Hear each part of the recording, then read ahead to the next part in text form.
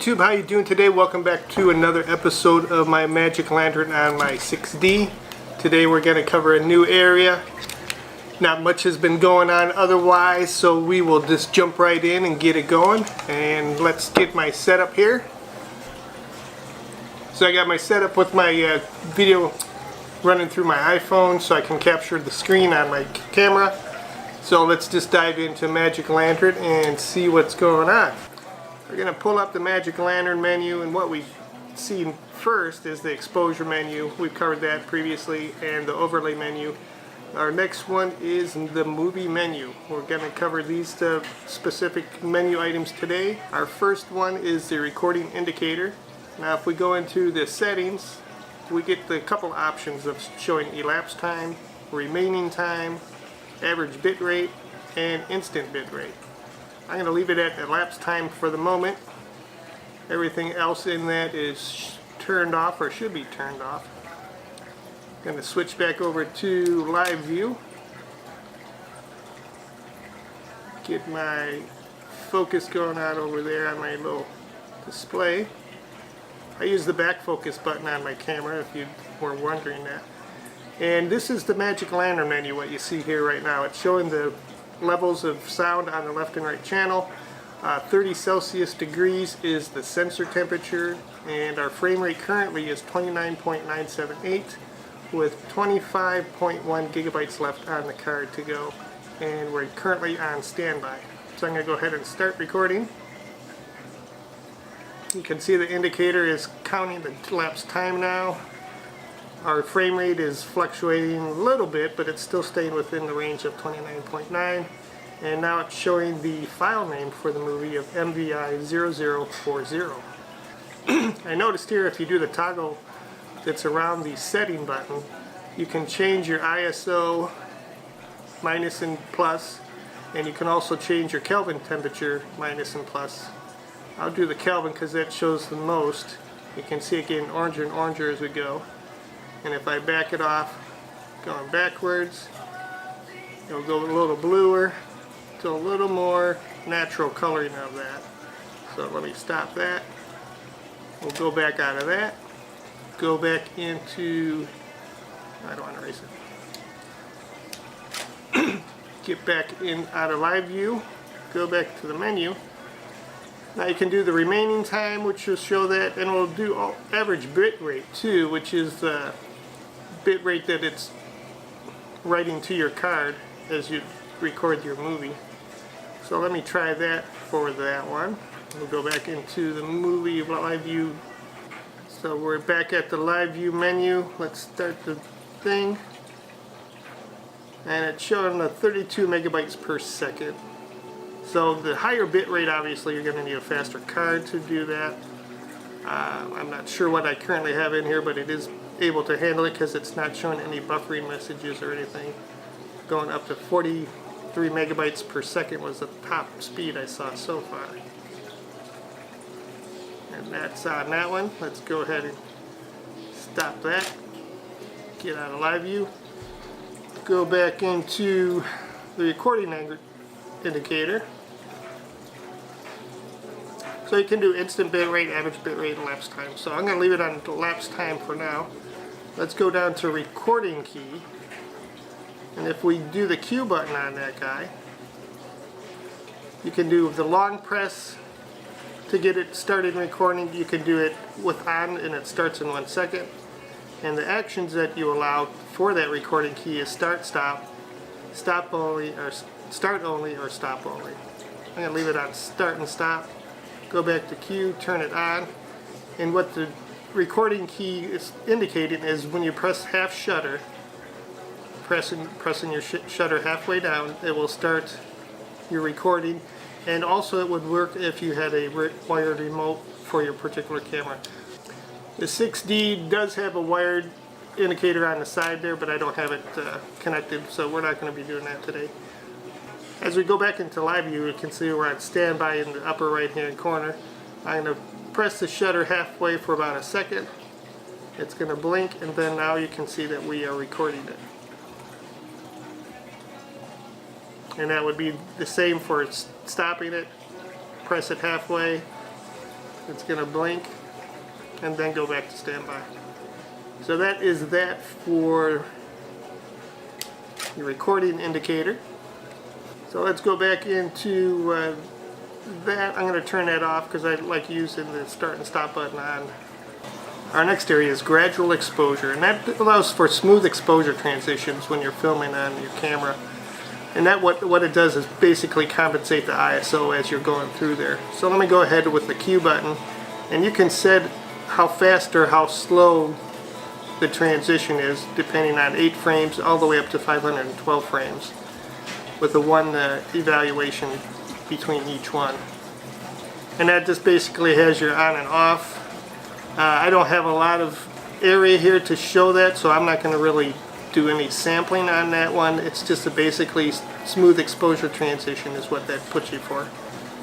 Our next area is frames per second override.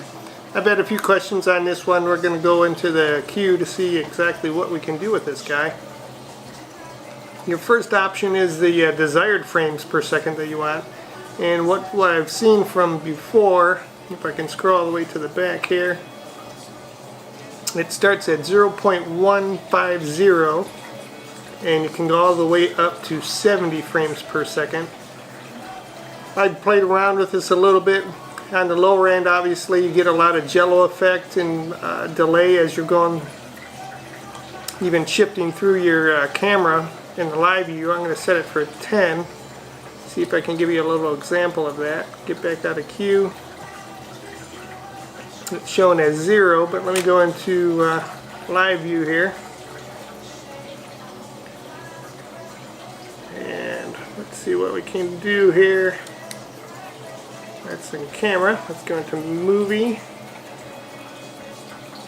I'll do a little focus on there.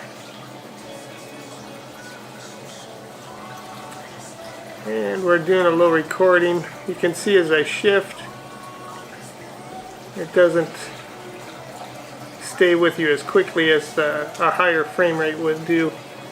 So let me stop that. I'll give you a sample at the normal frame rate. Go back into Q for the frame override. We'll take it up to, actually we'll go all the way to 70. Oops, overshot it a little bit there. 70. Staying at that. Go back into live view. Got it in movie mode. Let's see, actually started recording. Let me drop my kelvins a little bit so it's not as yellow.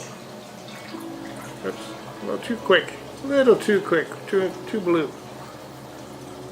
As you can see, there's no delay as far as the shifting of the camera this time as we were getting with the 10 frames per second earlier.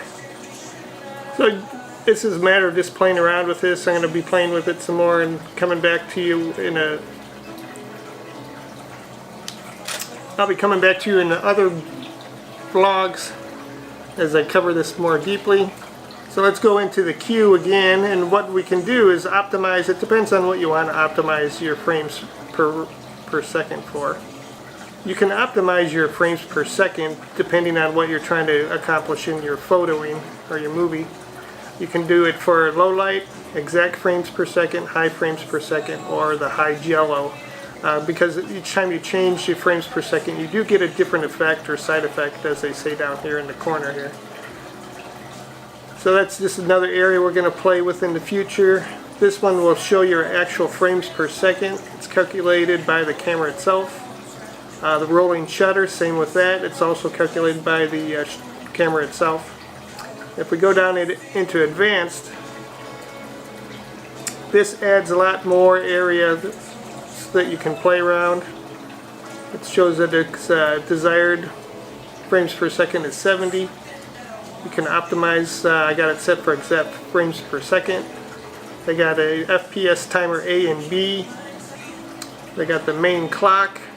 This is all advanced stuff, which we'll be covering in the near future. Actual frames per second, rolling shutter, sync with the shutter off. They got ramping, you can turn that on and off. And then ramp duration is basically how quickly you want to ramp it up. Let's go back into beginner mode for that, and then go back out of frames override. We'll turn that off. Our next area is the HDR, and if we go into the queue on there, they have an ISO A and an ISO B, and basically what you're doing is you're doing video in high def resolution, so you can set your values as far as how low you want your value to be in the ISO A and how high you want it to be in your ISO B, and that will give you your high definition resolution in your video. Our next one is Vignetting. This one I played around with a little bit. You can, depending on how you want to do your vignetting, you can do mid-range. I'll set that for zero for now. Corner correction and extreme corner correction. I'm going to just see what we can get out of this doing that. I'm going to turn it on, go back out of that, go into live view,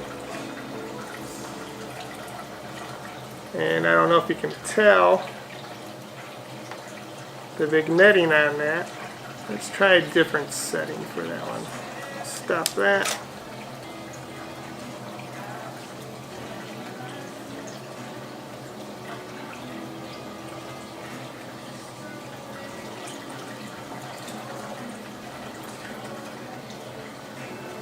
Let's go to the negative this time.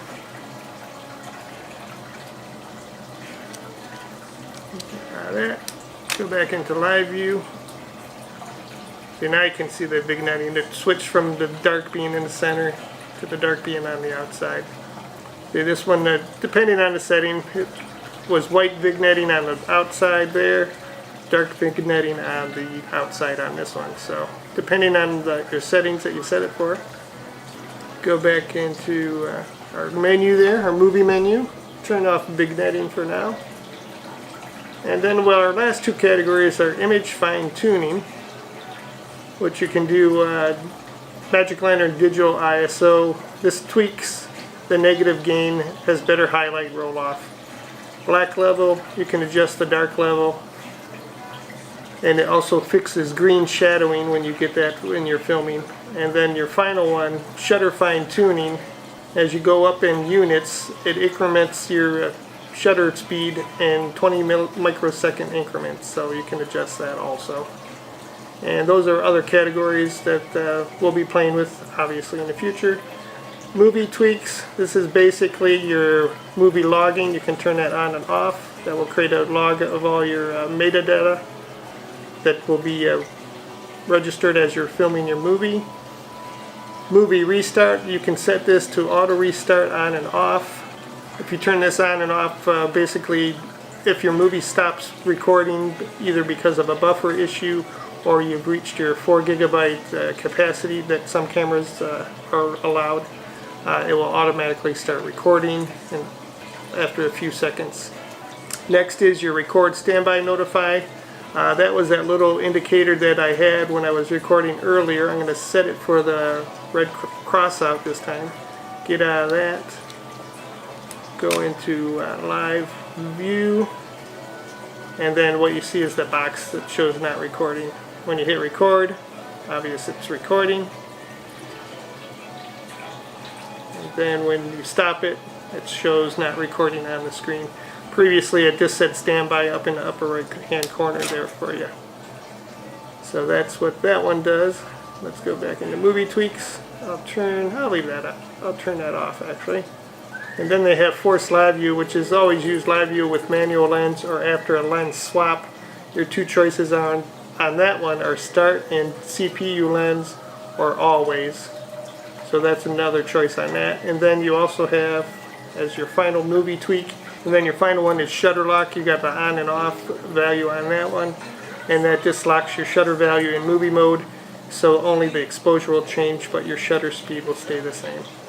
So let's go out of that. That is all the movie tweaks. And that covers us for the movie menu on this one. So that is it for the movie menu on the Magic Lantern for my 6D. I hope you enjoyed it. As I said before, I'm going to delve into them deeper as I get to the end of all the menus. I'll go back over and go over any questions that you may have in the comments below. There's also the collection of forums and questions on the Magic Lantern website. I'll leave a link down there. Some of the menu items that I came across on this version are not shown on theirs, so it's hard to say if they're ahead of it or just some cameras do not have the same menus on it. As I said, this is being used on my Canon 6D. This is the current menu and firmware that they have for that one, so that is what I'm reviewing at this point in time. But hopefully they will have new ones in the future that I'll be playing around with too. I look forward to seeing you in my next episode of the Series 6D Magic Lantern. I hope you have a great weekend, and drop me any questions, and don't forget to like and subscribe if you want me to continue on with this series. Thanks.